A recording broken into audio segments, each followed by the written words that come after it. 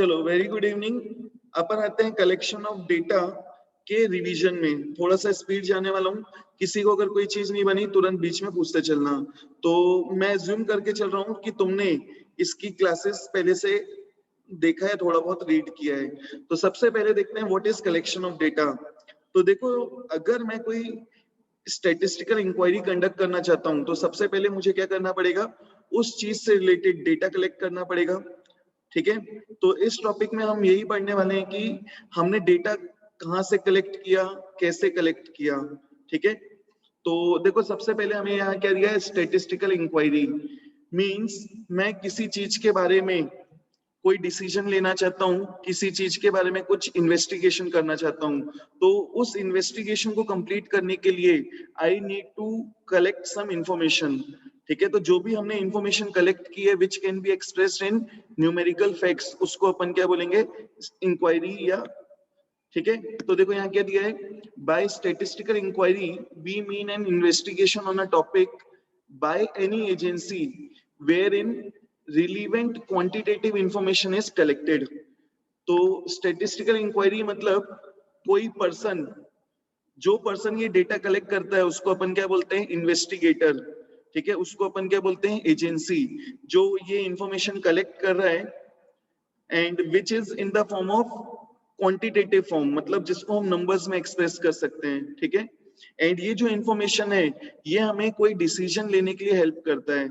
मैं ये data collect क्यों कर रहा हूँ, because I want to take some decisions and which can be taken only on the basis of some fact. तो हमने पहले वो फैक्ट्स डेटा कलेक्ट किया, डेटा को कलेक्ट करने के बाद अपन क्या करेंगे, उसको सबसे पहले अरेंज करेंगे जिसको अपन बोलते हैं ऑर्गेनाइजेशन ऑफ डेटा, फिर उस डेटा को अपन क्या करेंगे, प्रेजेंट करेंगे। ठीक है, तो ये सब अपन आगे के टॉपिक में पढ़ने वाले हैं। इसमें हमें देखो कुछ इंपॉर्टेंट टर्म्स पढ़ने हैं। पहला इंपॉर्टेंट टर्म है इन्वेस्टिगेटर। इन्वेस्टिगेटर मतलब वो पर्सन जो कोई स्टैटिस्टिकल इंक्वायरी कंडक्ट करता है, जो पर्सन ये डेटा कलेक्ट कर रहा है, जो पर्सन कोई इंक्वायरी कंडक्ट करना चाहता है उसको हम क्या बोलेंगे, इन्वेस्टिगेटर। नेक्स्ट है देखो इनमरेटर्स। इनमरेटर्स मतलब हम क्या बोल सकते हैं, जो इन्वेस्टिगेटर को डेटा कलेक्ट करने के लिए हेल्प करेगा या इन्वेस्टिगेटर जिसकी हेल्प से डेटा को कलेक्ट करेगा उसको हम क्या बोलेंगे, इनमरेटर्स। इनमरेटर्स को हम और क्या बोल सकते हैं, एजेंसी। इनमरेटर्स को हम क्या बोल सकते हैं, एजेंट्स या एजेंसी। ठीक है, मतलब जिसकी मदद से, जिसकी हेल्प से इन्वेस्टिगेटर डेटा कलेक्ट करता है उसको अपन क्या बोलेंगे, इनमरेटर्स। नेक्स्ट देखो क्या दिया, रिस्पोंडेंट्स मतलब जिस पर्सन से हम ये डेटा कलेक्ट करते हैं, जिस पर्सन से हम डेटा कलेक्ट करेंगे उसको हम क्या बोलेंगे, रिस्पोंडेंट्स। नेक्स्ट दिया है सर्वे। सर्वे मतलब एक तरीके से ये एक प्रोसेस है जिससे हम क्या कर रहे हैं, डेटा कलेक्ट करते हैं। ठीक है, तो देखो क्या दिया है, सर्वे is a method of gathering information from individuals. ठीक है, एंड सर आदिश हैंड्रेस क्या है, पूछते चल। सर हाँ प्लीज हेडफोन्स लगा लीजिए, आवाज आपकी बहुत गूंज रही है। हेडफोन्स एक्चुअली मैं क्लासरूम में बैठा हूँ ना, तो और कोई भी नहीं है। मैं इसको ना क्लास बाहर लेके जा रहा हूँ, वहां से करता हूँ। Thank you sir.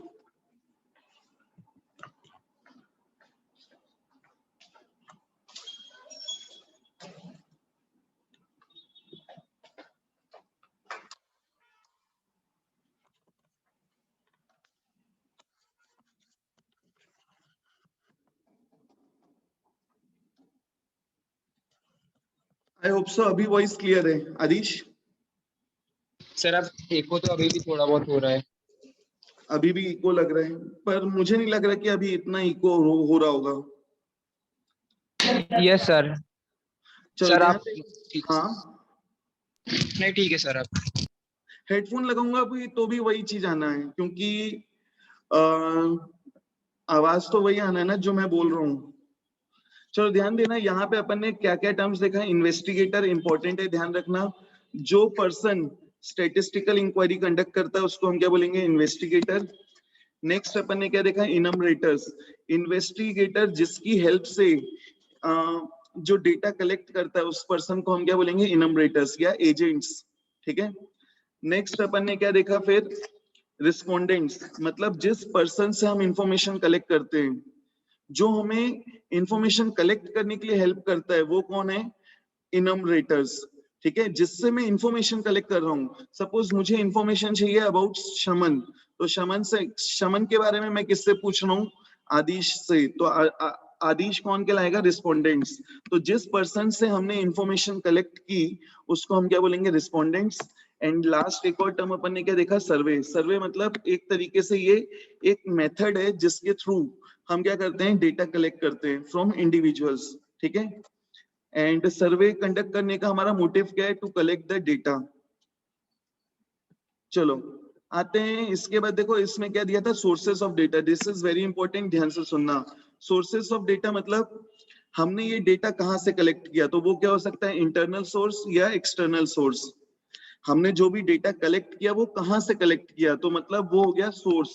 तो वो सोर्स क्या हो सकता है? इंटरनल या एक्सटर्नल, ठीक है। अगर एक्सटर्नल सोर्स है तो जो डेटा है वो प्राइमरी हो सकता है या सेकेंडरी हो सकता है। जो भी हमने डेटा कलेक्ट किया वो प्राइमरी हो सकता है या सेकेंडरी हो सकता है। फिर से रिपीट कर रहा हूं, ध्यान से सुनना। हमने डेटा कहां से कलेक्ट किया? इंटरनल सोर्स से या एक्सटर्नल सोर्स से, ठीक है। इंटरनल सोर्स जब कि मैं बोल रहा हूं तो इंटरनल सोर्स का मतलब क्या होता है? जब हम डेटा को ऑर्गेनाइजेशन की ही रिपोर्ट से, रिकॉर्ड से डेटा को कलेक्ट करता हूं तो उसको अपन क्या बोलेंगे? इंटरनल सोर्स से हमने डेटा कलेक्ट किया। तो देखो क्या दिया है? In an organisation when the data is collected from its reports and records, मतलब मैं अपनी रिपोर्ट्स और अपनी रिकॉर्ड से डेटा कलेक्ट कर रहा हूं, उसको अपन क्या बोलेंगे? Information collected from internal source, ठीक है। जैसे मैं क्या कर रहा हूँ? अपने बिजनेस की अकाउंटिंग कर रहा हूँ। अकाउंटिंग करके मैंने क्या किया? पहले जर्नल एंट्रीज बनाई, फिर मैंने लेजर बनाया, फिर उससे मैंने ट्रायल बैलेंस बनाया, उससे मैं क्या बनाऊंगा? फाइनल अकाउंट्स, मतलब ट्रेडिंग अकाउंट, पीएनएल अकाउंट। तो उससे मैं क्या बनाऊंगा? Annual reports. तो मैंने अपनी ही इंफॉर्मेशन को यूज करके कुछ यूजफुल इंफॉर्मेशन डिराइव किया, उसको अपन क्या बोलेंगे? इंटरनल सोर्स, ठीक है। हर साल कंपनी क्या करती है? Annual general meeting. Annual general meeting में वो क्या करते हैं? एनुअल रिपोर्ट्स बताते हैं किसको? जो भी शेयर होल्डर्स हैं। उसमें क्या दिया होता है? एक प्रॉफिट, कंपनी का प्रॉफिट लॉस कितना है, कंपनी की बैलेंस शीट पोजीशन क्या है, कैश फ्लो स्टेटमेंट्स की पोजीशन क्या है, तो ये सब हम बताते हैं। तो ये सब इंफॉर्मेशन हमने कहां से कलेक्ट किया है? कंपनी के ही रिकॉर्ड से, कंपनी की ही रिपोर्ट से। तो इसको हम क्या बोलेंगे? Data collected from internal source, ठीक है। फिर देखो एक्सटर्नल सोर्स। एक्सटर्नल सोर्स मतलब हमने डेटा कहां से कलेक्ट किया है? Outside the organisation. मतलब ये डेटा हमने कहां से कलेक्ट किया है? ऑर्गेनाइजेशन के बाहर से, ठीक है। तो उसको हम क्या बोलेंगे? Data collected from external source. अब ध्यान देना, जो भी हमने डेटा कलेक्ट किया है वो क्या हो सकता है? प्राइमरी डेटा या सेकेंडरी डेटा। तो प्राइमरी डेटा मतलब इन्वेस्टिगेटर जब पहली बार खुद के लिए डेटा कलेक्ट कर रहा है उसको हम बोलते हैं प्राइमरी डेटा। ध्यान से सुनना, दिस इज वेरी इंपॉर्टेंट आएगा, ठीक है। प्राइमरी डेटा और सेकेंडरी डेटा के बीच में डिफरेंस बिटवीन बनना चाहिए। प्राइमरी डेटा मतलब मैं इंफॉर्मेशन कलेक्ट कर रहा हूं for the very first time, ठीक है। इन्वेस्टिगेटर खुद ही इन्वेस्टिगेटर डेटा कलेक्ट कर रहा है for the very first time, उसको अपन क्या बोलेंगे? Primary data. And secondary data मतलब जो इंफॉर्मेशन हमारे पास है ऑलरेडी, वो डेटा है, उससे अगर मैं कुछ इंफॉर्मेशन डिराइव करता हूं तो that will become secondary data, ठीक है। तो देखो प्राइमरी डेटा कौन रीड करेगा इसको? इसको रीड करेगा आराध्य। आराध्य, primary data. Yes, sir. Primary data is the data which is originally collected by an investigator or agency for the very first time for some specific purpose. मतलब मैं किसी स्पेसिफिक पर्पस के लिए वो डेटा को कलेक्ट कर रहा हूँ for the very first time, ठीक है। अब the sources from which primary data is collected, उसको हम क्या बोलेंगे? Primary source. जैसे फॉर एग्जांपल इन्होंने क्या दिया है? Population census conducted by the government of India. Government of India हर 10 साल में क्या करती है? पॉपुलेशन की काउंटिंग करती है, ठीक है। तो वो स्पेसिफिक पर्पस के लिए क्या, what is the population of India, उसके लिए स्पेसिफिक पर्पस के लिए गवर्नमेंट ऑफ इंडिया खुद क्या कर रही है? पॉपुलेशन का काउंटिंग करा रही है। तो वो हमारे लिए क्या बन गया? Primary data. अब देखो प्राइमरी डेटा का जो हमारा प्राइमरी डेटा है that is always original in character. Original क्यों? क्योंकि जो पर्सन इन्वेस्टिगेशन कर रहा है वो खुद ही कलेक्ट कर रहा है, तो अगर मैंने खुद ही इंफॉर्मेशन कलेक्ट की है means it should be original in nature, it should be original in character, ठीक है। बट अगर मैं किसी की बातों को सुन के या किसी की कलेक्ट हुई इंफॉर्मेशन को सुन के कोई डिसीजन लेता हूँ, या वो डेटा क्या हो सकता है, it may not B original. मतलब अगर कोई पर्सन ने ऑलरेडी वो डेटा कलेक्ट करके रखा है and I am using this information, तो जरूरी नहीं कि दिस शुड बी ओरिजिनल, ठीक है। एंड यहाँ पे हो सकता है मैं उस पर प्रॉपरली रिलाई भी ना करूं, तो ध्यान देना यहाँ क्या दिया है, such data primary data is original in character as it is collected for the first time, it is for first hand information. Primary data once collected and published become secondary data, means मैंने जैसे ही ये data collect किया उसके बाद इसको publish कर दिया, this will become secondary data, मतलब अब जो भी person इस information को use करेगा ये क्या कहलाएगी, secondary data, ठीक है। आते हैं secondary data में। सेकेंडरी डेटा देखो, सेकेंडरी डेटा क्या दिया है, the data which is not directly collected but rather obtained from the published or unpublished sources is known as secondary data, means कुछ डेटा ऑलरेडी अवेलेबल है, ठीक है, तो उस अवेलेबल इंफॉर्मेशन से मैं डेटा कलेक्ट कर रहा हूँ, ठीक है, तो उसको अपन क्या बोलेंगे, सेकेंडरी डेटा। सेकेंडरी डेटा को अपन और क्या बोलते हैं, सेकेंड हैंड डेटा। इसका कैरेक्टरिस्टिक क्या है, this is not original since enumerators or investigators themselves do not collect these information, these data, they simply make use of the data collected by others, तो ये ओरिजिनल नहीं होता है, इसको हम सेकेंड हैंड डेटा बोलते हैं। एग्जांपल देखो क्या दिया है, for example national accounts statistics published by CSO, economic survey published by the government of India, तो गवर्नमेंट ऑफ इंडिया ने क्या किया, इकोनॉमिक सर्वे पब्लिश किया है, मैं इसको यूज करके अगर कुछ इंफॉर्मेशन डिराइव करूं तो उसको अपन क्या बोलेंगे, सेकेंडरी डेटा। आदिश हैंड रेज किया है। सर ये जो सर्वेज आते हैं मतलब ये भी गलत रहते हैं। सर्वे आते हैं मतलब कौन सा सर्वे? सर साइकोलॉजिकल सर्वे होता है ना, किसको क्या कैसा है। किसका कैसा मतलब, इसको प्रॉपर्ली एक्सप्लेन करके क्या बोलना चाहता है? अरे सर जैसे एक सर्वे आता है कि अधिकतर लोग सैटरडे को 7:46 PM पे खुश रहते हैं अधिकतर लोग, तो सर इसको झूठ माने? नहीं, डिपेंड करता है। देखो ये डेटा तुमने कलेक्ट किया क्या? नहीं, ठीक है, तो ये this is not original in data, इसकी एक्यूरेसी कम हो सकती है, बट किसी पर्सन, अब तुम लोग का क्वेश्चन होना चाहिए प्राइमरी डेटा की सेकेंडरी डेटा। तो देखो पहली चीज तो मैं किस चीज के बारे में इन्वेस्टिगेट कर रहा हूँ, सपोज अगर मैं साइकोलॉजिस्ट हूँ, ठीक है, अगर मैं साइकोलॉजिस्ट हूँ तो I will be I would like to know about this information, ठीक है, एंड ये डेटा मैंने कलेक्ट किया कि मैं किसी और के कलेक्टेड डेटा को यूज कर रहा हूँ, तो मैं अगर किसी दूसरे पर्सन के कलेक्टेड डेटा को यूज कर रहा हूँ मतलब मेरे लिए ये सेकेंडरी इंफॉर्मेशन है, ये सेकेंडरी डेटा है, ठीक है। अगर मैंने ये इंफॉर्मेशन कलेक्ट की होती तो ये क्या कहलाता है, प्राइमरी डेटा, ठीक है। एंड इसके ऊपर कितना रिलाय करना है ये अपन आगे पढ़ेंगे कि जो प्राइमरी डेटा है हम सेकेंड, क्यों मैं डेटा खुद कलेक्ट नहीं कर रहा हूँ, क्यों मैं दूसरों की कलेक्टेड इंफॉर्मेशन को यूज कर रहा हूँ, तो यहाँ पे बहुत सारे फैक्टर्स हैं, उसमें टाइम हो सकता है, उसमें कॉस्ट हो सकता है, ठीक है, उसमें मैन पावर हो सकता है, तो ऐसे बहुत सारे फैक्टर्स हैं, उसको कंसीडर करते हुए हमें डिसाइड करना है कि हमें डेटा खुद कलेक्ट करना है या already used information, already collected information को यूज करना है। अगर ऑलरेडी कलेक्टेड इंफॉर्मेशन को यूज कर रहा हूँ मतलब वो सेकेंडरी डेटा है, अगर मैं डेटा फर्स्ट टाइम कलेक्ट कर रहा हूँ फॉर माई स्पेसिफिक पर्पस तो वो क्या है, प्राइमरी डेटा। एंड जैसे ही ये प्राइमरी डेटा को मैंने क्या कर दिया, पब्लिश कर दिया, this will become secondary data for every other person who will use this information. आदिश समझ में आया? सर मतलब इनको अपन सही नहीं मान सकते, सही मतलब अच्छे से डिपेंड करता है, देखो हाँ, क्योंकि किसी पर्सन ने ये इंफॉर्मेशन कलेक्ट की है, अब डिपेंड करता है उसकी एक्यूरेसी कितनी है, जरूरी नहीं कि हर एक इंफॉर्मेशन 100% एक्यूरेट हो।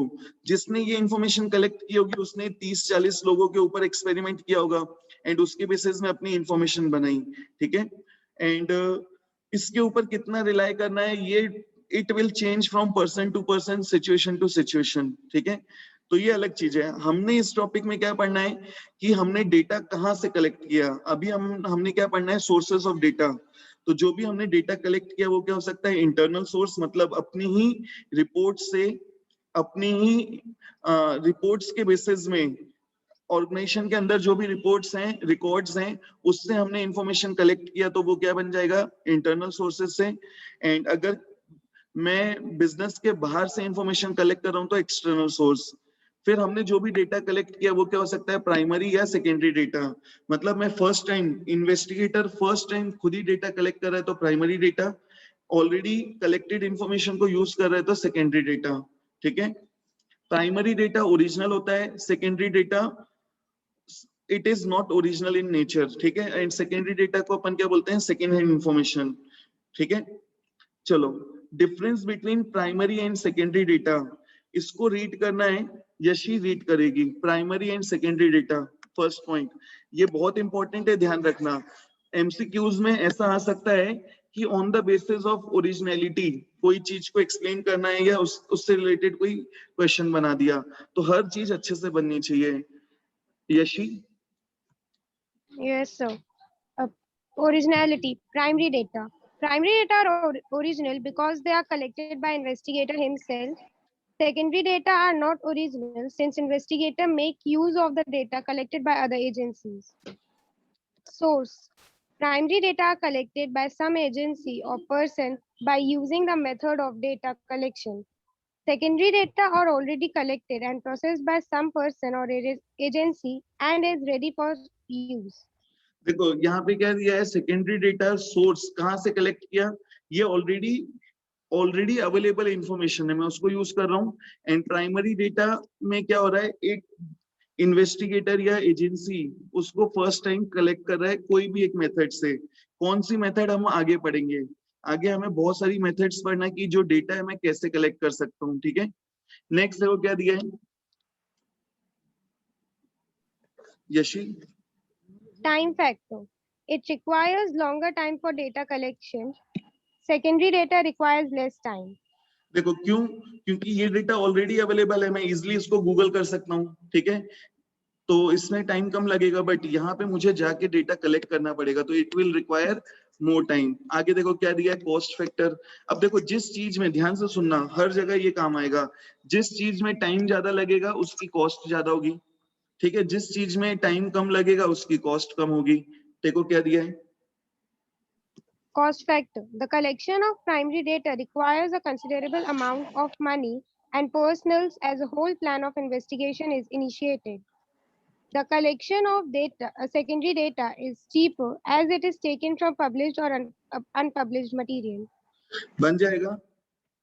चलो नेक्स्ट देखो, रिलायबिलिटी एंड सुटेबिलिटी, ध्यान से सुनना, this is also important basis of difference. क्या दिया देखो, रिलायबिलिटी एंड सुटेबिलिटी।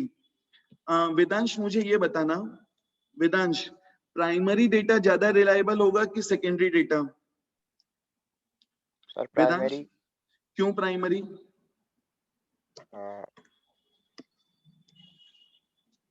क्योंकि इन्वेस्टिगेटर खुद वो कलेक्ट कर रहे हैं। ठीक है, तो जो चीज मैं खुद कलेक्ट कर रहा हूं तो मैं अपने ऊपर तो विश्वास रखूंगा ना। ठीक है, तुमने क्या कलेक्ट किया, तुम लोग, मुझे नहीं मालूम तुम लोग कितने अच्छे से इन्वेस्टिगेट कर रहे हो, तुमने अपना कोई पर्सनल प्रीजुडाइज तो यूज नहीं किया है। ठीक है, तो यहाँ पे जो चीज मैं खुद कलेक्ट कर रहा हूँ तो मैं उसको, उसके ऊपर ज्यादा विश्वास करूंगा। ठीक है, इन कंपैरिजन। हाँ सर, जो हमारा अधिकतर से सेकेंडरी डेटा रहता है वो तो एक्सपर्ट्स के द्वारा कलेक्टेड रहता है सर, तो जरूरी अपन नहीं अपनी ना, जरूर, किसने बोला कि सेकेंडरी डेटा सिर्फ हाँ एक्सपर्ट? सर, जो सर्वेज अपन को नेट पे मिलते हैं या देखने में आते हैं वो अरे तुम एक्सपर्ट्स के देखो द्वारा ना, ही रहते हैं। नहीं नहीं नहीं नहीं, डिपेंड करता है, बहुत सारे लोग बहुत सारी इंफॉर्मेशन देते सर हैं, तुम जैसे देखना बताइए सर किसी जैसे भी चीज से रिलेटेड। अच्छा कोई भी चीज मुझे बता, मैं गूगल करता हूँ। ठीक है, बोल, किस चीज के बारे में अपन इन्वेस्टिगेट करें? सर आप किसी ही भी बता चीज, दीजिए। तू बता ना, किसी भी चीज के बारे में अपन इन्वेस्टिगेट करें। सर चलो, कितने लोग हाँ, कितने लोग अपनी जिंदगी की नींद में अपने समय खराब कर देते हैं सोने में, मतलब 1,00,000% लाइफ टाइम में कितना सो लेता है ये number of person, number of person क्या लिखेंगे, number of hour of sleep required for during a life time of person. क्या लिखें, number of hours A person with wasted in sleeping।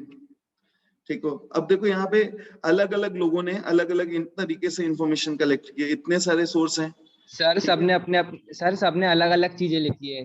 ठीक है ना, तो देखो ये क्या हो गया, सब पर्सन अपनी अलग अलग इन्होंने अलग डेटा कलेक्ट किया, इन्होंने अलग डेटा कलेक्ट किया, इन्होंने अलग डेटा अलग अलग नहीं है, इस लोगों ने अलग अलग बारे में किया है ना सर।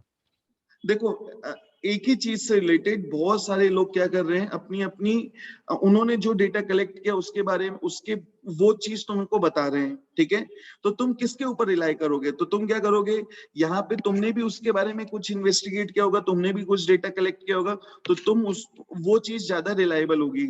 अनलेस एंड अनटिल 5 लोग हैं, 5 में से कौन एक्सपर्ट है तुम्हें कैसे मालूम, तुमने कैसे बोला कि वो 5 में से यही ज्यादा एक्सपर्ट है, ये ज्यादा कम एक्सपर्ट है। ठीक है, तो हम ये बोल सकते हैं कि सेकेंडरी डेटा हमेशा कम रिलायबल होगा। ठीक है, आदमी अपने ऊपर ज्यादा विश्वास रखेगा इन कंपैरिजन टू अदर्स।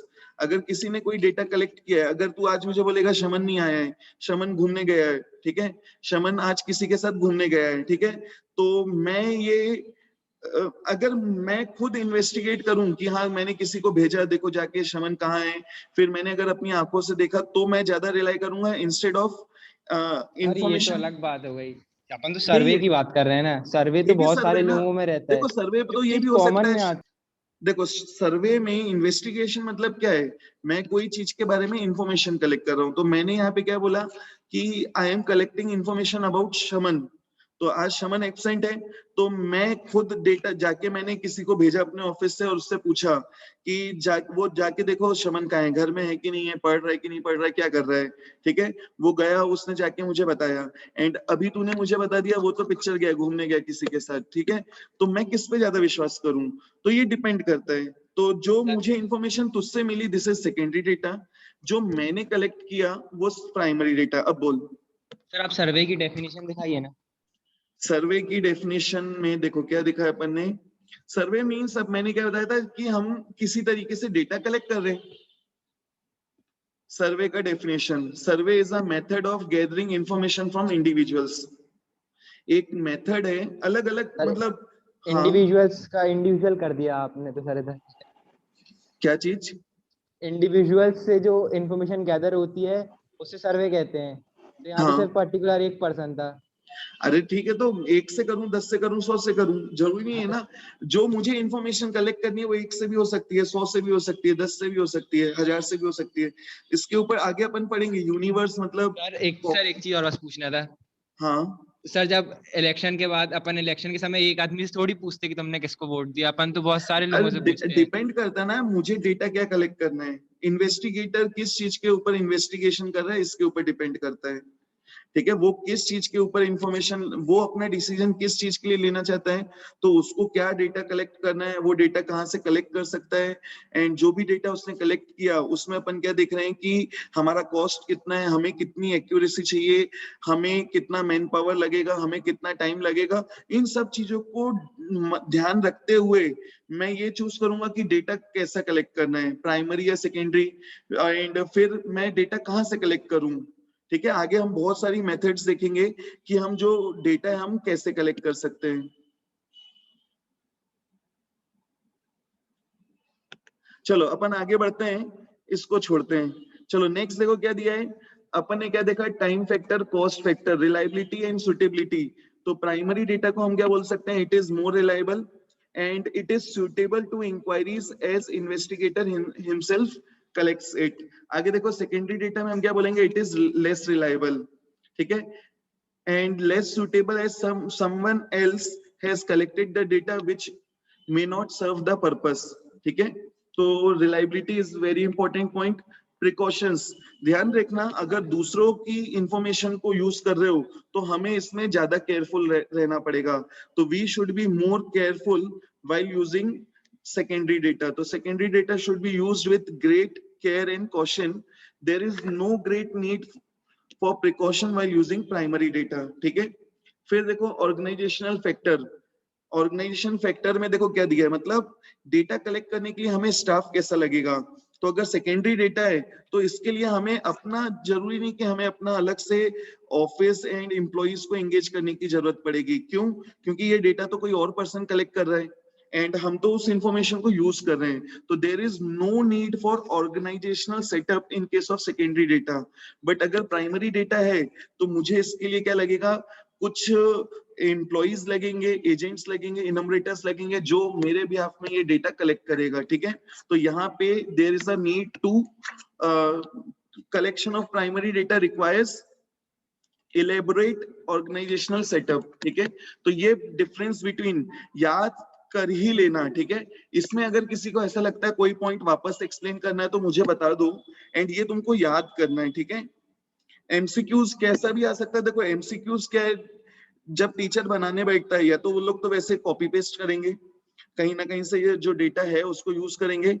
अगर ध्यान से सुनना, अगर टीचर एमसीक्यू बनाता है तो वो जैसी चीज सोच सकता है वो तुमसे वैसा पूछ सकता है, तो उसके लिए प्रिपेयर्ड रहना है। किसी को किसमें कुछ पूछना है क्या?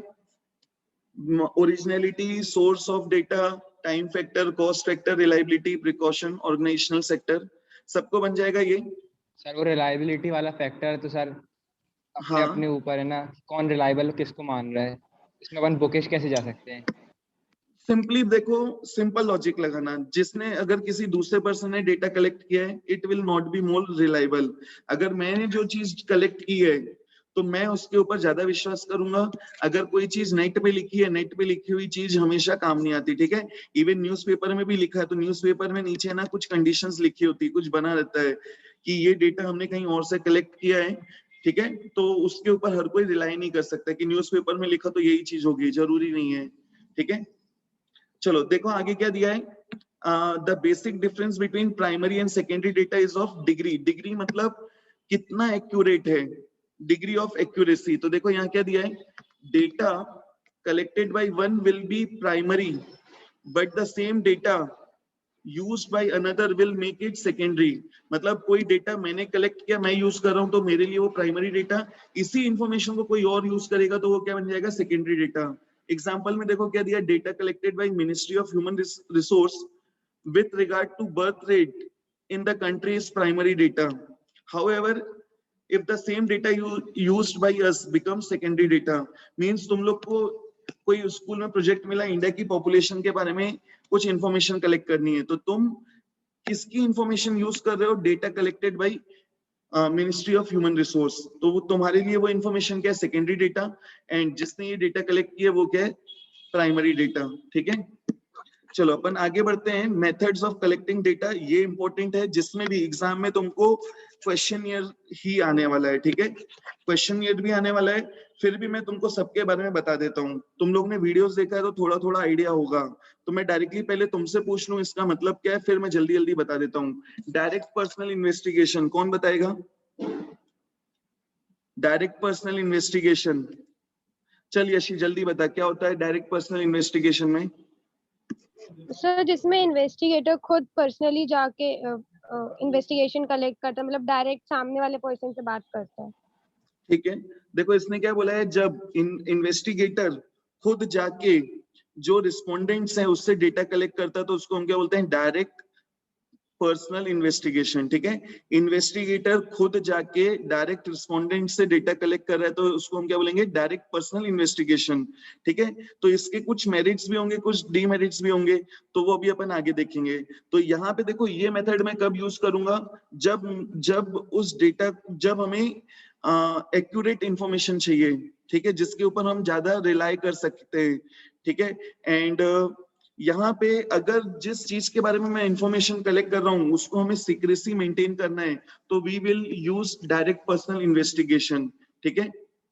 इसके बाद इनडायरेक्ट ओरल इन्वेस्टिगेशन, मतलब मैं इंफॉर्मेशन कलेक्ट कर रहा हूँ फ्रॉम एनी थर्ड पार्टी, ठीक है। जैसे मैंने एक एग्जांपल दिया था, अगर याद हो अभी, शमन के बारे में मुझे कुछ पूछना है तो वो डेटा मैं कहाँ से कलेक्ट कर रहा हूँ, सपोज मैंने आदिश से पूछा कि इसका नेचर क्या है, ये क्या करता है, कैसे करता है, ठीक है। क्यों? क्योंकि अगर मैं शमन से पूछूंगा डायरेक्टली तो हो सकता है कि शमन अपने बारे में सब चीज सही सही ना बताए, ठीक है। तो अगर मुझे किसी पर्सन के बारे में इंफॉर्मेशन चाहिए एंड डायरेक्टली वो हो सकता है कि सही इंफॉर्मेशन ना दे, तो उसके बारे में हम डेटा किसी थर्ड पर्सन से कलेक्ट करेंगे, उसको हम क्या बोलते हैं, इनडायरेक्ट ओरल इन्वेस्टिगेशन। जनरली ये कौन यूज करता है, पुलिस, ठीक है। पुलिस अगर चोर से जाके पूछेगी क्या तुमने चोरी की है, क्या तुमने मर्डर किया, तो वो बोलेगा मैंने तो नहीं किया। तो वो पुलिस उसके बारे में इंफॉर्मेशन अलग अलग पर्सन से कलेक्ट करती है। तो this method is used by the CBI या पुलिस। फिर देखो क्या दिया, इंफॉर्मेशन फ्रॉम कोरेस्पोंडेंट्स। तो तुमने देखा होगा न्यूज़पेपर, मैगजीन, जो भी न्यूज़पेपर एंड मैगजीन्स प्रिंट करता है, तो उनको क्या चाहिए, रेगुलर बेसिस पे इंफॉर्मेशन चाहिए। तो रेगुलर बेसिस पे इंफॉर्मेशन चाहिए, तो देखो उन्होंने क्या किया, वो स्पेसिफिक, किसी स्पेसिफिक एरिया से रिलेटेड रेगुलर बेसिस पे इंफॉर्मेशन कलेक्ट करते हैं कुछ एजेंट से। तो this particular method, information from correspondence, is used by the newspaper magazine वाले ये यूज करते हैं, ठीक है। जैसे स्पोर्ट्स के लिए हमें रेगुलर बेसिस पे ऑल ओवर वर्ल्ड बहुत सारी चीजों में बहुत सारे स्पोर्ट्स चलते हैं, तो वो इंफॉर्मेशन हमें कौन दे रहा है, एक कोई पर्टिकुलर एजेंसी जो जिनका काम ही क्या है, स्पोर्ट्स से रिलेटेड न्यूज कलेक्ट करते हैं। And they continuous basis they supply this information to various broadcasters, मतलब न्यूज वालों को एंड न्यूज़पेपर वालों को ये इंफॉर्मेशन रेगुलर बेसिस पे सप्लाई करते हैं, ठीक है। तो इसको हम क्या बोलेंगे, इंफॉर्मेशन फ्रॉम कोरेस्पोंडेंट्स। आगे देखो क्या दिया है, telephonic interview means by way of telephone मैं क्या कर रहा हूँ, सामने वाले से डेटा कलेक्ट कर रहा हूँ, ठीक है। ये मेथड बहुत चीप है। चीप कैसे, मैं इजिली जबलपुर में बैठे हुए अमेरिका में किसी को भी कॉल कर सकता हूँ, ठीक है। एंड इस मेथड में डीमेरिट्स क्या हो सकते हैं, देखो सामने वाला सच बोल रहा है या गलत बोल रहा है मैं आइडेंटिफाई नहीं कर सकता।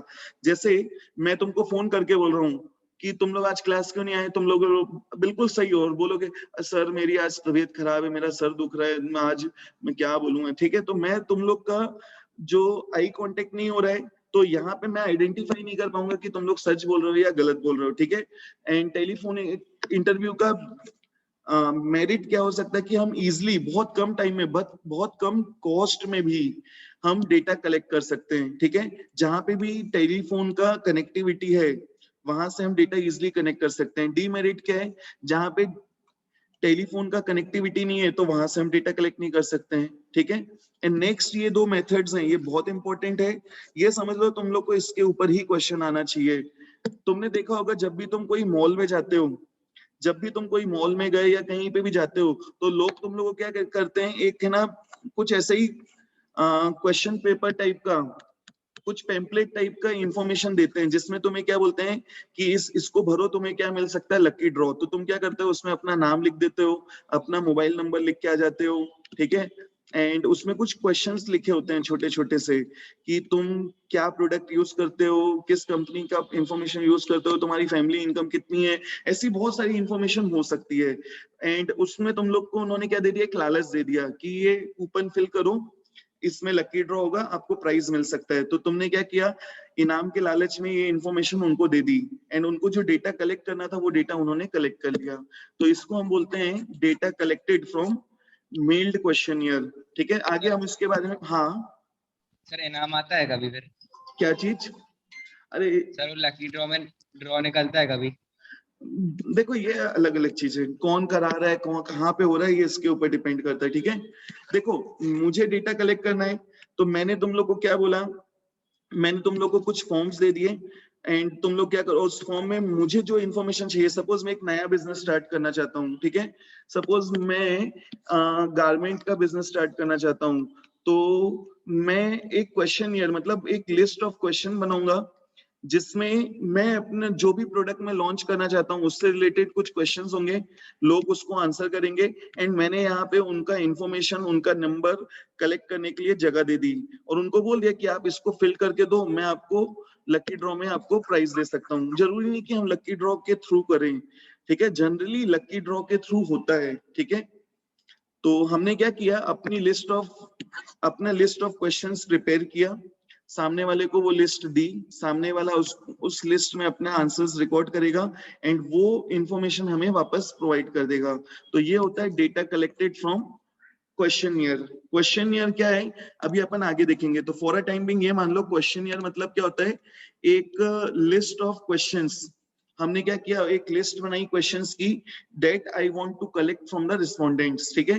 तो देखो ये अपन को ये अलग अलग मेथड्स देखनी है methods for collecting primary data क्या हो सकता है? Direct personal interview, direct personal investigation. ठीक है, जल्दी जल्दी इसको रीड करते हैं। देखो क्या दिया है, under direct personal investigation, under this method the investigator collects data by having direct contact with the informant, मतलब जिससे हमें इंफॉर्मेशन कलेक्ट करना है, रिस्पोंडेंट्स, रिस्पोंडेंट का दूसरा नाम है informant, and conducts on the spot inquiry. मतलब देखो अगर मैं रिस्पोंडेंट से जाके डायरेक्टली इंफॉर्मेशन कलेक्ट कर रहा हूं तो हो सकता है ऑन स्पॉट उसको कोई दूसरा डाउट आया, मैंने उसको वो डाउट तुरंत एक्सप्लेन कर दिया। ठीक है, देखो यहाँ क्या दिया, the investigator goes to the field personally contact the respondents and convince them in giving the information under study.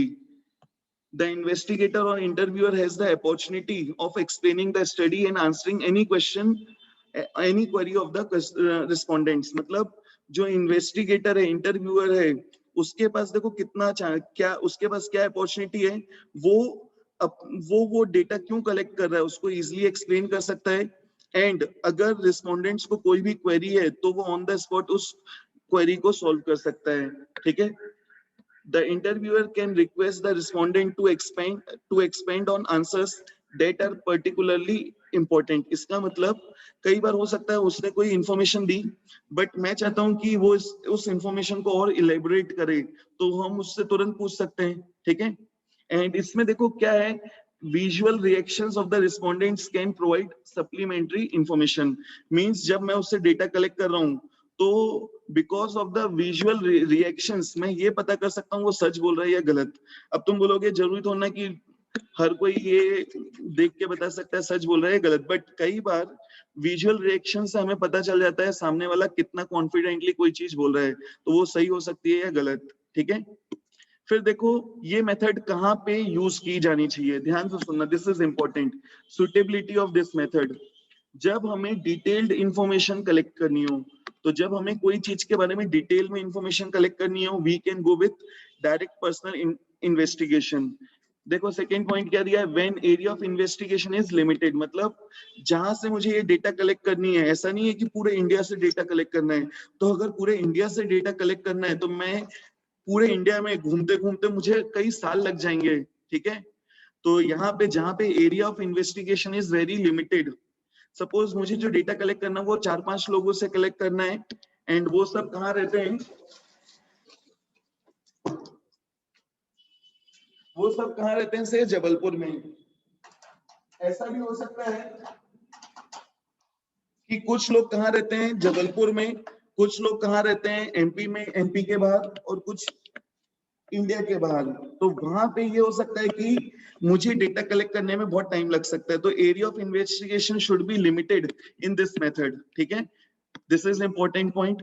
Next देखो क्या दिया है, when nature of inquiry is confidential, मतलब जब जो डेटा मैं कलेक्ट करने वाला हूँ वो कॉन्फिडेंशियल है, तो we should go with direct personal investigation. ठीक है, फिर देखो क्या दिया है, when maximum degree of accuracy is needed, जब हमें डेटा की एक्यूरेसी 100 पर ज्यादा चाहिए तो मैं खुद ही डेटा कलेक्ट करूंगा, तो जिसके ऊपर मैं ज्यादा रिलाई कर सकता हूँ it will be more accurate. आगे देखो क्या दिया है फिर, when importance is given to the originality, मतलब जब मैं किस चीज को ज्यादा इंपॉर्टेंस दे रहा हूँ वो डेटा कितना ओरिजिनल है, ओरिजिनल होगा तो ज्यादा एक्यूरेट होगा, ज्यादा रिलायबल होगा। ठीक है, वो डेटा को हम कॉन्फिडेंशियल रख सकते हैं। ठीक है, एंड ये जो मेथड में यूज कर रहा हूँ यहाँ पे एरिया ऑफ इन्वेस्टिगेशन लिमिटेड होना चाहिए, एंड हमें अगर डिटेल्ड में इंफॉर्मेशन कलेक्ट करनी है तो we should go with this method. क्यों?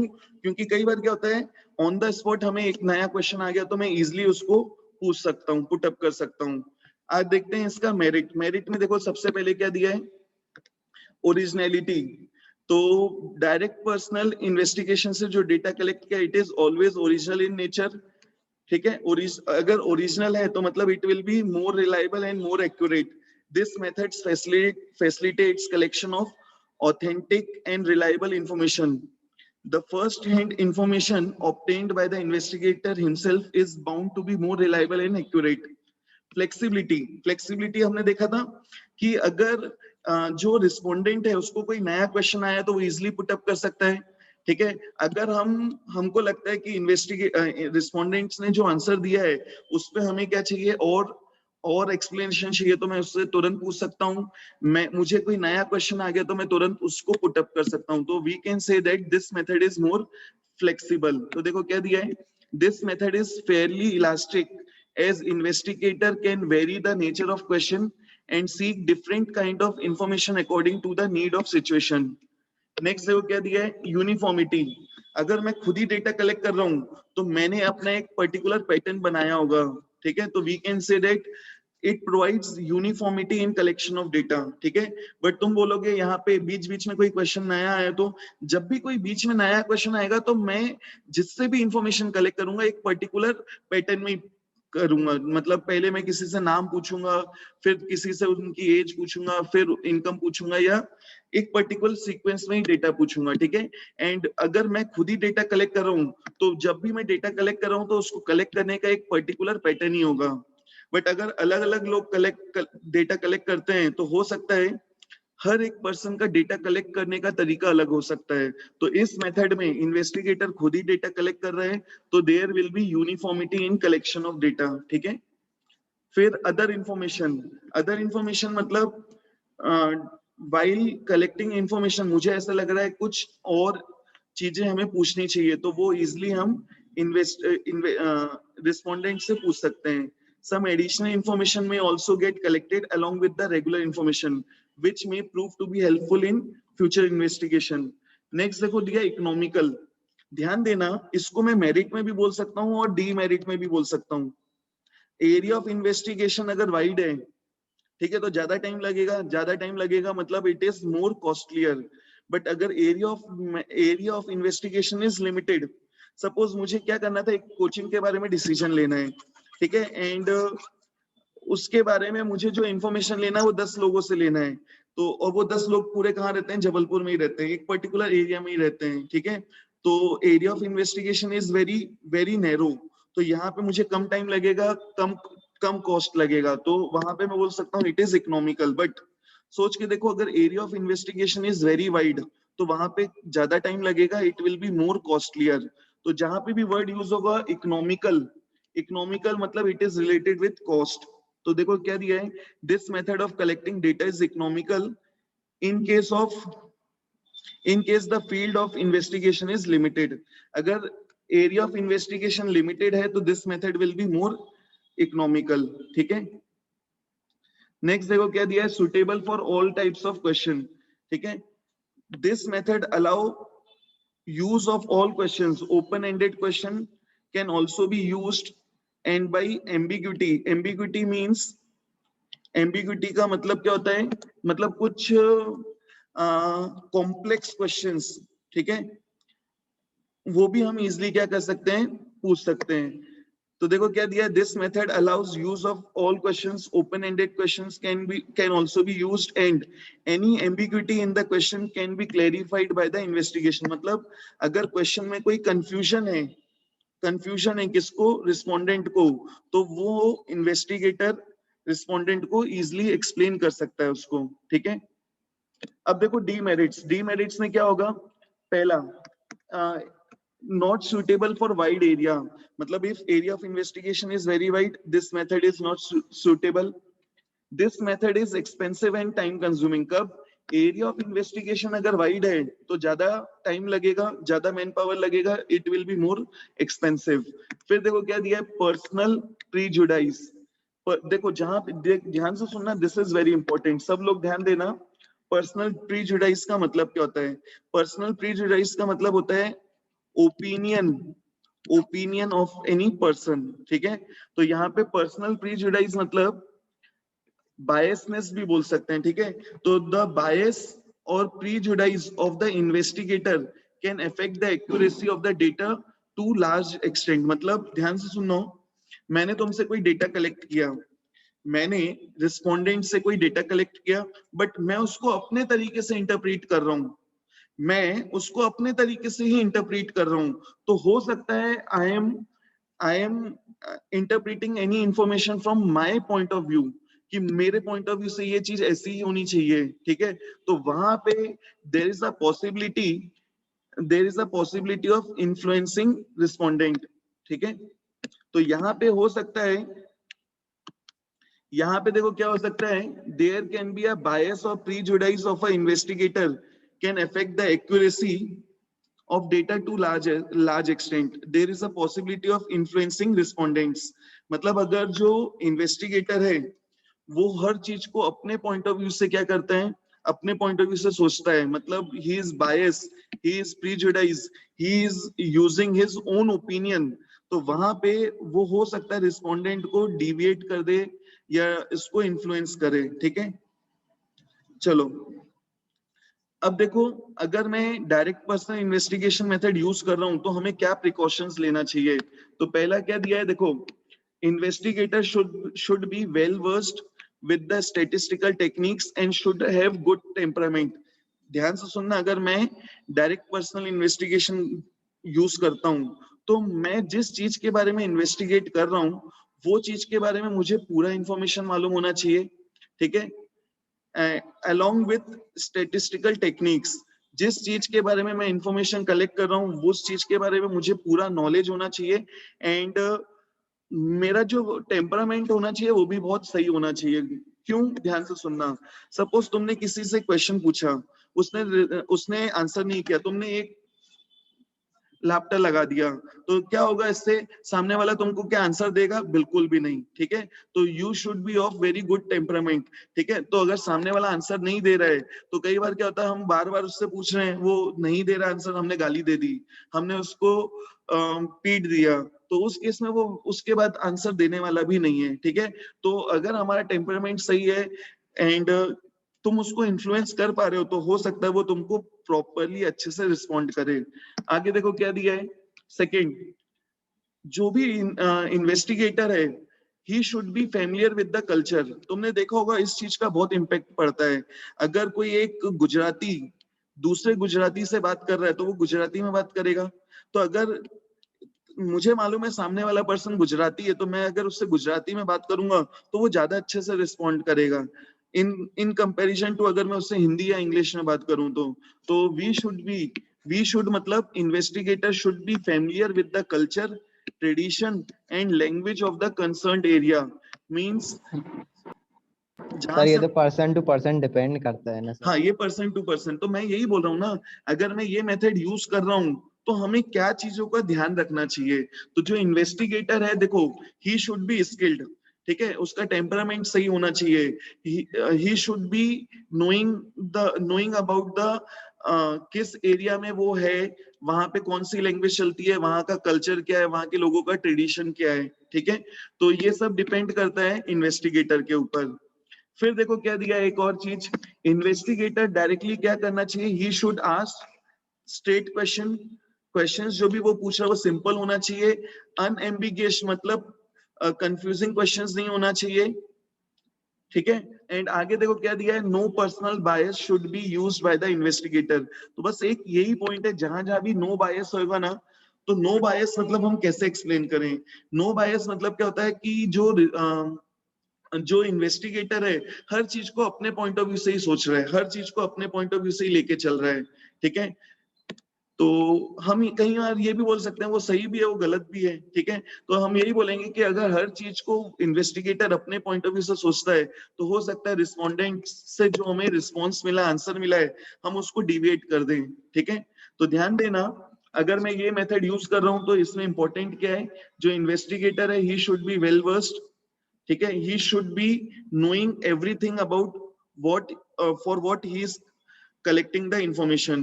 He should have good temperament, he should be familiar with the culture, tradition and language of concerned area, he should ask straight question, simple question, unambiguous question from the informants, ठीक है। चलो ये method हमारा complete हो गया, एक और method मैं आज फिनिश कर दूं एंड इसके बाद अपन एक बार डिस्कशन करते हैं कि ये स्पीड सही है कि नहीं है, कि और धीरे जाऊं कि और तेज जाऊं, ठीक है। और लगेगा तो मुझे और मैं तुम लोग के लिए और चार्ट्स के फॉर्म में इसको और इजी बना दूंगा पॉइंट्स में, क्योंकि एक बार तो तुम लोग ने ये वीडियोस देख लिया है। चलो आते हैं इनडायरेक्ट ओरल इन्वेस्टिगेशन, इसको रीड करेगी Amisha. Amisha Amisha Amisha Amisha Yes, class sir. में? Yes, sir. Yes, sir. Yes, sir. हाँ, इसको रीड करना है। Under this method, the investigation approach third parties who are in possession of information about the subject of inquiry. This method is used when the area of investigation is. एक minute रुकना, investigator किसको approach कर रहा है? Third parties को, who are in possession of the information about the subject of inquiry, means जिस चीज के बारे में इंक्वायरी कर रहा हूँ उससे रिलेटेड मैं इंफॉर्मेशन थर्ड पार्टी से कलेक्ट कर रहा हूँ, ठीक है? चलो आगे देखो क्या दिया है। This method is used when the area of investigation is very large or the respondents are reluctant to part with the information due to various reasons. इसका मतलब क्या होता है?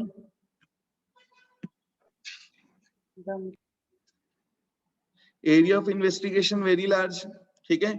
एरिया ऑफ इन्वेस्टिगेशन मतलब जो जहां से हमें डेटा कलेक्ट करना है वो बहुत लार्ज एरिया है। सेकेंड चीज, इसमें देखो 2 पॉइंट दिया है। दूसरा पॉइंट क्या दिया है? तो जो रिस्पोंडेंट है वो इंफॉर्मेशन देने के लिए रेडी नहीं है। इंफॉर्मेशन या तो गलत इंफॉर्मेशन दे रहा है या तो इंफॉर्मेशन देने के लिए रेडी नहीं है, तो we will use indirect oral investigation. Next point देखो क्या दिया है Amisha? The investigator prepares a small list of questions relating to the investigation, and these questions are asked from different persons and their answers are recorded. Investigator कुछ list question की list बना लेगा, वो अलग अलग लोगों से पूछेगा, ठीक है? तो देखो अलग अलग लोगों से अलग अलग आंसर मिल भी सकता है, तो वो क्या करेगा, अपने बेसिस में डिसीजन लेगा उसको क्या डिसीजन लेना है, ठीक है? उसने क्या किया, अपने हिसाब से एक लिस्ट ऑफ क्वेश्चंस बना लिया, वो हर पर्सन के पास जाके उन क्वेश्चंस को हर एक पर्सन से पूछेगा। आगे देखो क्या दिया है फिर? The persons to whom these questions are put are known as witness. मतलब जिससे मैं ये इंफॉर्मेशन कलेक्ट कर रहा हूँ उसको हम क्या बोलेंगे? रिस्पोंडेंट, या रिस्पोंडेंट भी बोल सकते हैं और उसको हम विटनेस भी बोल रहे हैं, ठीक है? मुझे मालूम है कि इस चीज से रिलेटेड इंफॉर्मेशन इन लोगों को मालूम है, तो उन लोगों को हम क्या बोलेंगे? विटनेस। विटनेस वो कौन है? रिस्पोंडेंट ही है। आगे This type of inquiry is usually conducted by the police department and inquiry committees appointed by the government. ठीक है, तो ये मेथड कौन यूज करता है? पुलिस डिपार्टमेंट या गवर्नमेंट ने जिन ऑर्गेनाइजेशंस को, कमिटीज को अपॉइंट किया है वो ये मेथड यूज करते हैं, ठीक है? ये मेथड कहाँ पे सुटेबल है? ध्यान से सुनना। when concerned information are unable to give, देखो क्या दिया है? when concerned informants, मतलब जिससे हमें ये इंफॉर्मेशन कलेक्ट करना है, they are not ready to give the correct information, तो देखो क्या दिया है? when concerned informants are unable to give information due to their ignorance or they are not prepared to part with the information, we will use this method. area of investigation is very wide या very large। फिर देखो क्या दिया है हमें? when secret or sensitive information about the informant, मतलब जिससे हमें ये इंफॉर्मेशन कलेक्ट करनी है, जिसके बारे में ये इंफॉर्मेशन कलेक्ट करनी है, उसकी अगर कोई सीक्रेट या सेंसिटिव इंफॉर्मेशन कलेक्ट करना है, we will use this method. क्यों? क्योंकि सामने वाला वो चीज सही नहीं बताएगा। Next, when the problem of investigation is complex and needs experts opinion, तो जब हमें किसी एक्सपर्ट की जरूरत पड़ेगी, मींस हमने ये डेटा अलग अलग लोगों के रिस्पॉन्स को कलेक्ट किया, हमने एक लिस्ट बनाई क्वेश्चन की, अलग अलग लोगों ने क्या रिस्पांस किया उसको हमने रिकॉर्ड किया। फिर मैं क्या करूंगा? फिर मैं जो भी एक्सपर्ट्स होंगे, जो भी उनसे उनकी हेल्प से कुछ डिसीजन लूंगा, ठीक है? तो वी कैन से दैट ये मेथड कब यूज होगा? When area of investigation is very wide, पहला पॉइंट, ठीक है? फिर दूसरा कि सामने वाला इंफॉर्मेशन प्रोवाइड करने के लिए रेडी नहीं है। क्यों? क्योंकि दैट इंफॉर्मेशन में बी सेंसिटिव और सीक्रेट, ठीक है? एंड यहाँ पे मैंने अलग अलग लोगों से अलग अलग कुछ क्वेश्चंस का क्या किया है? ओपिनियन लिया, उनके आंसर्स को रिकॉर्ड किया है, तो we will need experts opinion, ठीक है? अब देखो इस मेथड का मेरिट्स क्या है? Wide coverage, this method is suitable when area of investigation is very large, मतलब हमें जो हमारा एरिया अंडर इन्वेस्टिगेशन है इट इज वेरी लार्ज, तो we can use this method, ठीक है? नेक्स्ट देखो क्या दिया, इकोनॉमिकल। हम इकोनॉमिकल बोल भी सकते हैं, नहीं भी बोल सकते हैं। देखो इस मेथड में हमें कम टाइम लगेगा तो कम पैसा लगेगा, ठीक है। कम टाइम लगेगा, कम मैन पावर लगेगा तो कम पैसा लगेगा। नेक्स्ट देखो क्या दिया है, फ्री फ्रॉम बायस। ये देखो ये मेरिट में भी आ सकता है और डीमेरिट में भी आ सकता है। फ्री फ्रॉम बायस मतलब this method is relatively free from personal prejudice as information is collected from the persons who are well aware of the situation। तो यहाँ पे देखो इन्वेस्टिगेटर अपना personal opinion, personal judgement use नहीं कर रहा है, ठीक है। यहाँ पे क्योंकि हमने डेटा किससे कलेक्ट किया है, कि हमने किसी थर्ड पर्सन से डेटा कलेक्ट किया, तो we can say that this information collected from this source is free from bias. फिर देखो क्या दिया, experts opinion. Under this method investigator can seek, जो इन्वेस्टिगेटर है वो किसी एक्सपर्ट की हेल्प ले सकता है, ठीक है। डीमेरिट्स में देखो क्या दिया है, इनडायरेक्ट इंफॉर्मेशन। अब ध्यान से सुनना, मैं थर्ड पर्सन से इंफॉर्मेशन कलेक्ट कर रहा हूँ, हो सकता है वही गलत बता रहा है, तो the result can be erroneous because information is obtained from other persons not directly connected, ठीक है। तो हो सकता है जिनसे हमने इंफॉर्मेशन कलेक्ट किया है उन्होंने भी हमें गलत इंफॉर्मेशन दी है, तो ये इस मेथड का डीमेरिट हो सकता है। फिर lack of accuracy as compared with direct personal observation, degree of accuracy of the data is likely to be lower. मतलब अगर मैं इसको डायरेक्ट पर्सनल इन्वेस्टिगेशन से कंपेयर करूं तो यहाँ पे degree of accuracy will be less. Next देखो क्या दिया है, पार्शियलिटी। ध्यान से सुनना, जो हमने ऊपर वर्ड यूज किया था ना बायस, बायस का एक और वर्ड क्या होता है, पार्शियलिटी।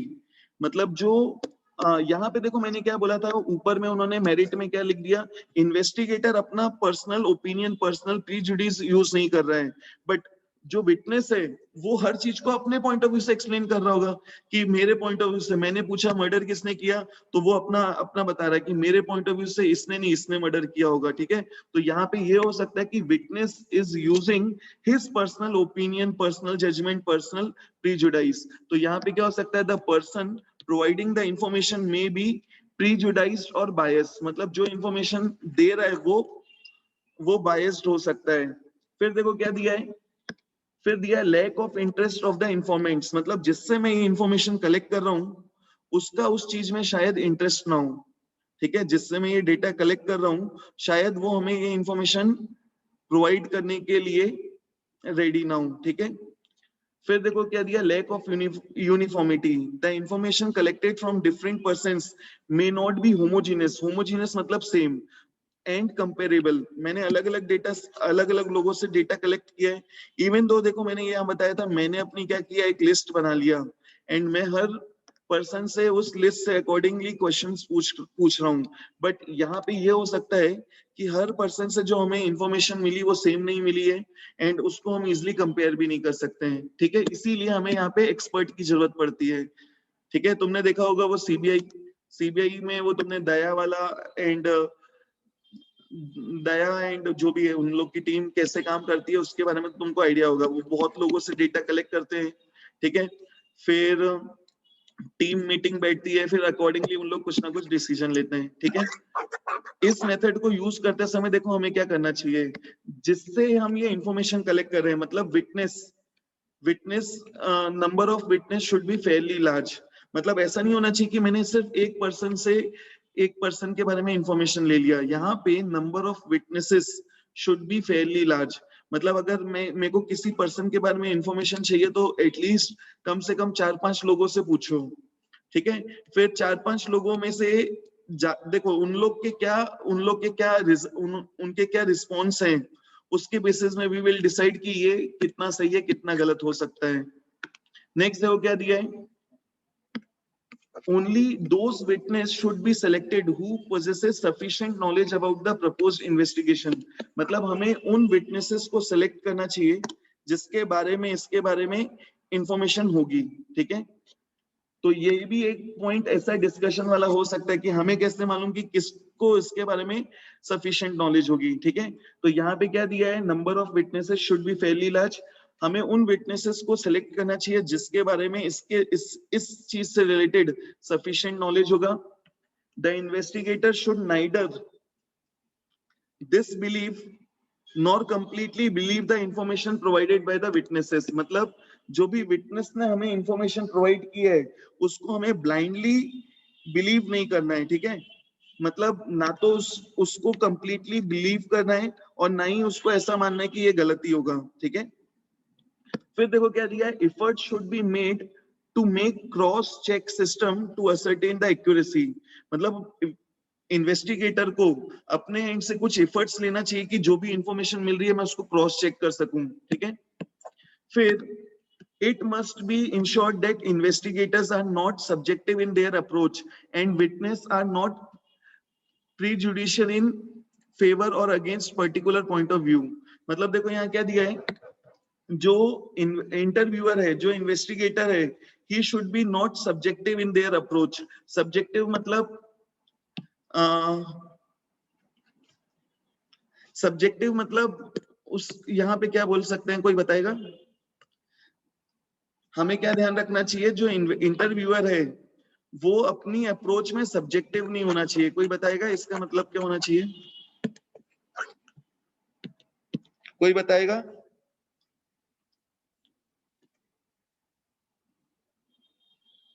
कोई भी नहीं? सर मतलब वो शायद करके बात कर रहा हो। क्या चीज? शायद कर रहा हो। क्या चीज? शायद ऐसा हो। ऐसा शायद, शायद नहीं, सब्जेक्टिव मतलब हो सकता है मतलब वो सिर्फ एक एस्पेक्ट से इंफॉर्मेशन ले रहा हो। नहीं, ये भी नहीं। यशी क्या बोलना चाहती है? सर वो बहुत डिटेल में बहुत नहीं जा डिटेल रहा में, हो। बहुत डिटेल में, ठीक है। देखो हमें जो क्वेश्चंस पूछने हैं ना, हमें क्वेश्चंस ऐसा पूछना है जिसमें यस नो वाले आंसर्स हो, ठीक है। तो ऐसा नहीं होना चाहिए कि वो चीज हमने बहुत डिटेल में पूछ ली हो, ठीक है। तो यहाँ पे जो भी हम इंफॉर्मेशन, जो इंटरव्यूअर है, इन्वेस्टिगेटर है, वो डिटेल में कोई चीज ना पूछे। एंड सेकेंड चीज हमें ये भी ध्यान रखना है कि जो रिस्पोंडेंट है वो अपना पर्सनल प्रीजुडाइज यूज ना करे, ठीक है। चलो तो ये चीजें हैं, ये चीजों को एक दो बार रीड करो। मैं कोशिश करता हूं तुमको नाइन्थ नहीं 10th या 11th तक इसके कुछ एमसीक्यूज भेजूं, ठीक है, क्योंकि तुमको तो एमसीक्यूज ही आना एग्जाम में। एंड सबसे अच्छी प्रिपरेशन सिर्फ एमसीक्यूज से होगी, जितने क्वेश्चंस तुम लोग पढ़ लोगे ना उतनी प्रिपरेशन रहेगी, ठीक है। मैं कोशिश करूंगा कि ऐप में ऐड कर दूं, क्योंकि ऐप में फीचर्स है तो वो मुझे ऐड करवाना पड़ेगा। तो उनके पास पहले से कुछ एमसीक्यूज होंगे, तो वो मैं 10th या 11th तक मैं ऐड करा दूंगा। तो ऐप में जरूर जरूर उसका टेस्ट दे देना। टेस्ट देने से देखो क्या होगा, तुमने वहां पे क्वेश्चंस किया, गलत होगा तो तुम्हें वहां पे पता चल जाएगा तुमने इस क्वेश्चन को गलत किया, इसका सही आंसर ये है। एंड सही किया मतलब वो तुमको बनता है, ठीक है। तो तुम्हारी प्रिपरेशन इससे हो जाएगी, ठीक है। सर आपकी तरफ से क्या मदद रहेगी? मेरी मदद से कुछ भी नहीं रहने वाली है, ठीक है। पेपर में कोई मदद नहीं रहेगी।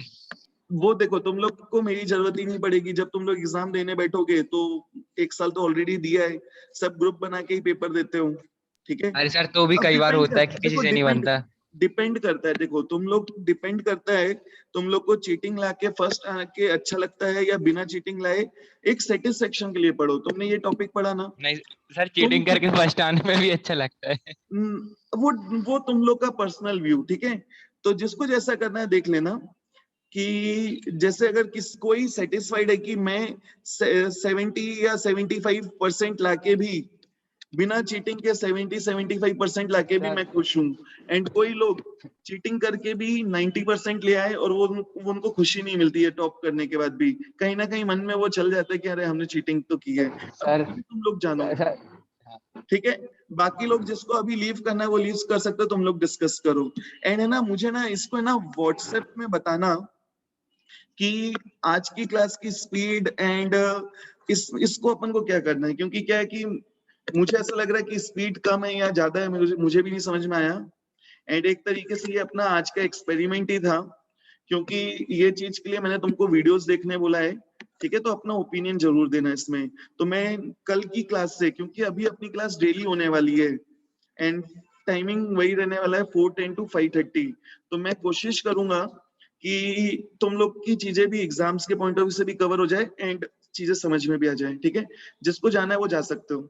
एंड आदिश जो बोल रहा था बोलते चल अब। सर फिर तो लोग ये बोलते हैं ऑनलाइन थे पेपर तो भी इतने कम परसेंट लाए। क्या चीज? सर फिर तो कोई ये भी बोल सकता है ना ऑनलाइन पेपर थे अरे फिर भी 70-80 में खेल रहे। लोगों से क्या करना है? तुम लोग को देखो, तुमको एक्सप्लेनेशन भी नहीं देना है कि तुमने चीटिंग की कि नहीं की है, ठीक है? जो ईमानदार है वो कभी एक्सप्लेनेशन नहीं देता है, जो सर अगर ईमानदार नहीं। सर लोगों हाँ, से कुछ नहीं करना तो सर परसेंटेज का कोई मतलब ही नहीं है 11th के। वो तो इसीलिए ला देना कि मैं सर तो लोग बोले हाँ इसलिए अच्छे तो आए हैं। मैं तो तुमको बोल रहा हूँ ना, मैं तो डिटेल में पढ़ा रहा हूँ। अकाउंट्स है तो मैं तो तुमको इतना डिटेल में पढ़ा रहा हूँ, उतना डिटेल में आना ही नहीं है। एग्जाम में तो तुमको एमसीक्यूज आना है। एग्जाम है तो उसमें तुमको एमसीक्यूज आना है, तो मैं एमसीक्यूज ही नहीं प्रिपेयर करा दूंगा तुमको। ठीक है, तो अपन को डिटेल में पढ़ना है क्योंकि ये लाइफ लॉन्ग काम आएगा अकाउंट्स। ये जो टॉपिक है हमारा स्टेट्स और जो अभी हम पढ़ रहे हैं, ये इतना कहीं काम नहीं आने वाला। सिर्फ पहला एग्जाम है उसमें आने वाला है, सेकेंड एग्जाम में भी नहीं आएगा। ठीक है, आया तो भी इसका वेटेज ज्यादा से ज्यादा 4 या 5 मार्क्स बस। पूरे इकोनॉमिक्स में तुम्हारा इसका वेटेज 4 to 5 मार्क्स है, तो इसमें अपन इतना ज्यादा फोकस नहीं करेंगे। अकाउंट्स है वो लाइफ लॉन्ग काम आने वाला है। एंड इसमें देखो ये जो पॉइंट्स हैं, अलग अलग बुक में अलग अलग पॉइंट मिलेंगे, अलग अलग ऑथर्स के अलग अलग मेरिट्स डीमेरिट्स मिल सकते हैं। ठीक है, तो यहाँ पे इसमें इतना लड़ने झगड़ने वाली और ऐसी याद करने वाली भी कोई चीज नहीं है ज्यादा। चलो, कुछ और बोलना है? Thank you sir. चलो, गेट लॉस्ट। सर हाँ बोल। सर बिजनेस स्टडी की क्लास MWF की लगती है ना? हाँ, MWF होती है, कल नहीं हुई होगी। सर के फादर शायद ना हॉस्पिटल में एडमिट थे, इसलिए कल नहीं लगी थी ना क्लास। हाँ सर, MWF उनका मैसेज आया था कि वो आ हॉस्पिटल गया में था। है। हाँ, हाँ सर, उनका मैसेज आया था। ग्रुप में किया था कि क्या इंडिविजुअल ग्रुप कर में दिया? किया था उन्होंने। हाँ ठीक है ना, मैं सर क्योंकि 12th वालों का भी नहीं लिया था और 11th वालों के ग्रुप में आया कि नहीं आया वो मैं भी नहीं देख पाया। एक्चुअली मेरी भी है ना, इस वीक में सबके एग्जाम्स हैं, 12th वालों के भी हैं, 12th में भी नए नए स्टूडेंट्स हैं, तो मेरे को 3 4 5 बैच लेने पड़ते हैं। तो मैं खुद भी चीजों पे प्रॉपरली फोकस नहीं कर पा रहा हूँ। वो कभी किसी को पढ़ाना, कभी किसी की कुछ चीज छूटी हुई है, तो बहुत प्रॉब्लम जा रही है। ठीक है, चलो अपन मिलते हैं नेक्स्ट क्लास कल 4:10। Thank you sir. वेलकम।